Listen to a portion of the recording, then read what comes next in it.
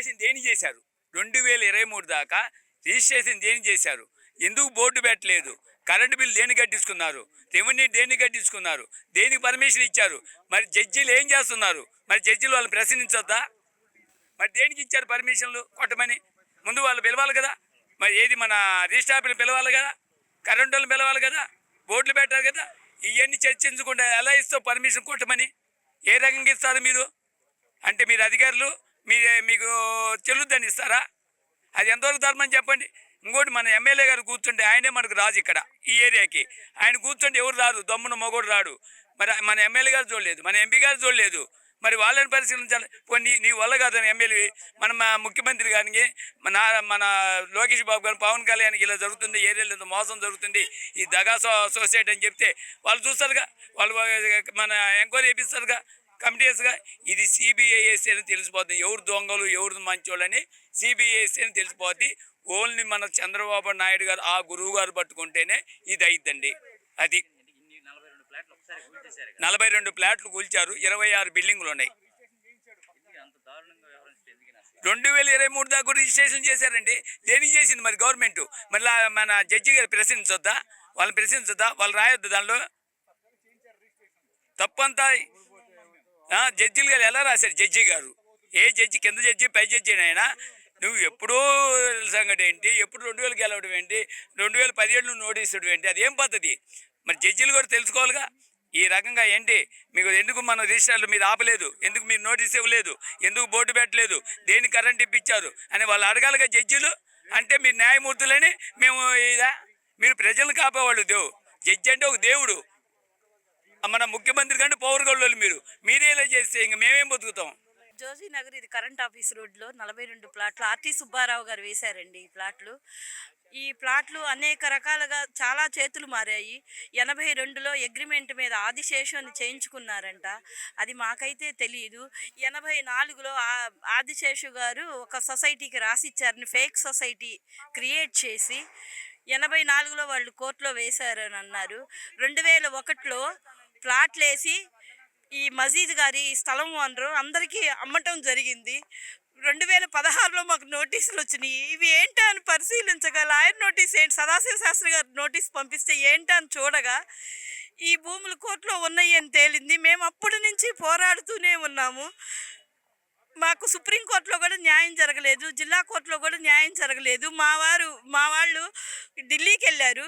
ఢిల్లీ కోర్టులో ఉండగా ఢిల్లీ కోర్టులో మాకు నవంబర్ 4న స్టే వచ్చినది. డిసెంబర్ 31 వరకు మాకు ఇది ఉన్నది అని చెబుతున్నా కానీ నిన్న అన్యాయంగా వచ్చి మా గృహాలని కూల్చేశారు. మమ్మల్ని రోడ్డును పాలన వీధిని పాలన చేశారు. నిన్న ఇంత జరుగుతున్న ఒక రాజకీయ నాయకులు ఈ డివిజన్ ఈ ఏరియాలో ఉన్న ఎమ్మెల్యే కానీ ఎంపీ కానీ కార్పొరేటర్ కానీ అంతకుముందు టెంట్ వేసి నిరాహార దీక్షలు చేసినప్పుడు చాలామంది రాజకీయ నాయకులు వచ్చి మీకేం కాదు, మీ అన్నను మేము ఉన్నామమ్మా అన్నారు.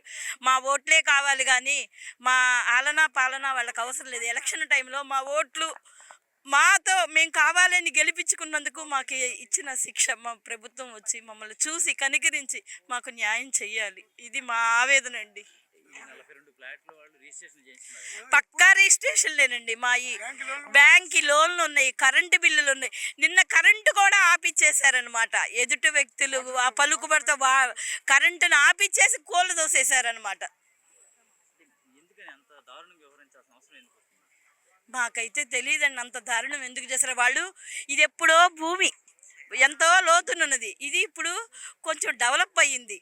ఈ భూమి మీద కొంతమంది భూకాసులు కన్నుపడి ఇది కబ్జా చెయ్యాలి, ఇది లాక్కోవాలి. సామాన్య ప్రజలు వీళ్ళు ఏమీ చెయ్యలేరు, మా ముందు వీళ్ళు ఏమీ చెయ్యలేరు, ధనదాహం ముందు ఈ ప్రజలు మాకు ఢీ కొట్టడానికి సరిపోరని మమ్మల్ని ఈ విధంగా రోడ్డును పడేసి మా చేతిలో మట్టి పెట్టారనమాట. నా వయసు 55 సంవత్సరాలు. మేము ఎక్కడికి వెళ్ళాం.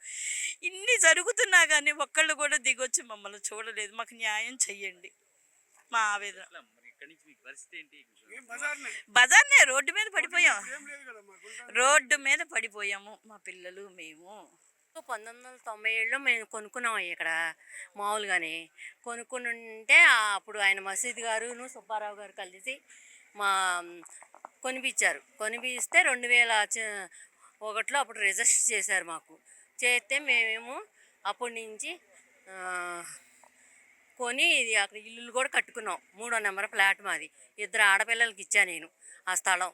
ఇస్తే ఒక పెద్దల్లుడు కట్టేసుకున్నాడు.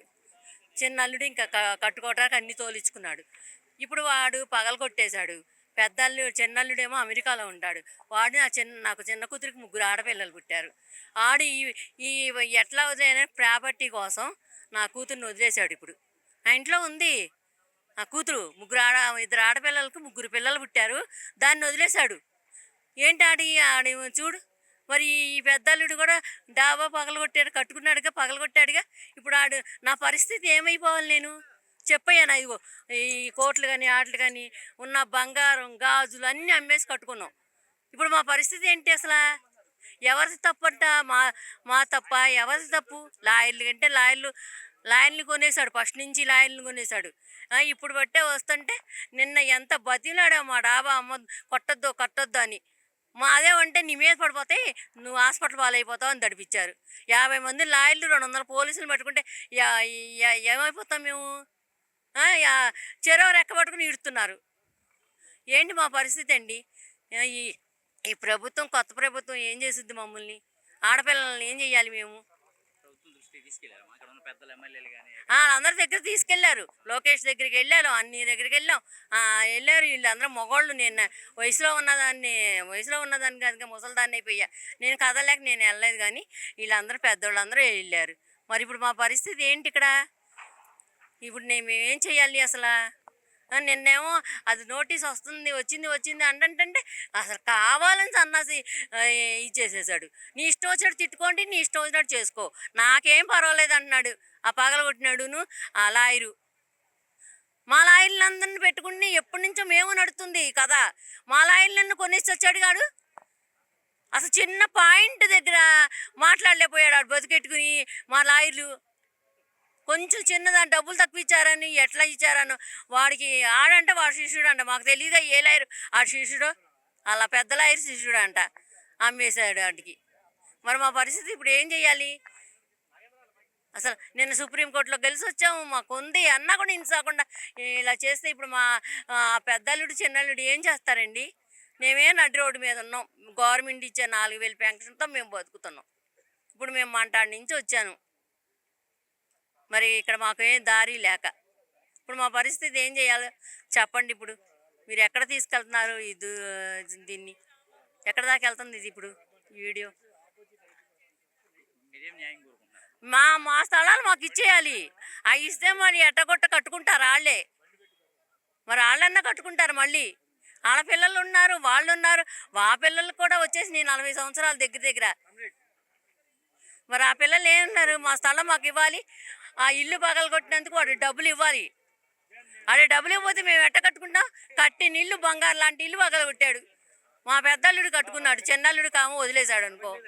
ఇప్పుడు మా పరిస్థితి ఏంటి చెప్పండి? మా పిల్లలకి ఏంటి న్యాయం? నాకేంటి న్యాయం? ఇప్పుడు 2 ఆడపిల్లలు, మగపిల్లలు కూడా లేరు మాకు. మేమేమైపోవాలో చెప్పండి. మాకు న్యాయం జరగాలనే కోరుకుంటున్నామండి.